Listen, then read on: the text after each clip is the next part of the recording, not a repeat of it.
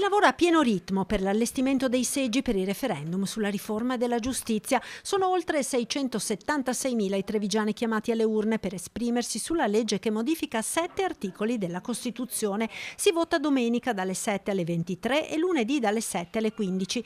Trattandosi di un referendum confermativo, non serve raggiungere il quorum. Il risultato della consultazione è valido a prescindere dall'affluenza. Per votare è necessario presentarsi al seggio muniti di un documento valido di identità e di tessera elettorale.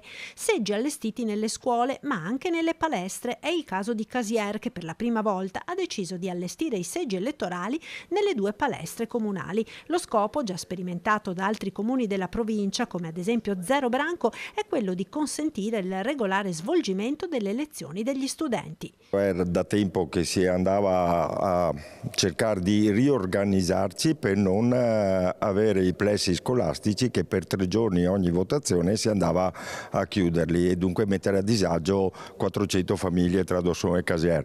Pertanto abbiamo allestito in palazzetto qui a Dosson i 7 seggi e nel palazzetto a Casier i 4 seggi. Novità accolta favorevolmente anche dagli addetti alle operazioni di voto. Per una novità, anche dal confronto con altri presidenti, abbiamo appreso positivamente questa cosa e ci auspichiamo che possa diventare anche, se definitiva, magari sarà un banco di prova abbastanza semplice trattandosi di un referendum, e in futuro cercheremo di migliorare.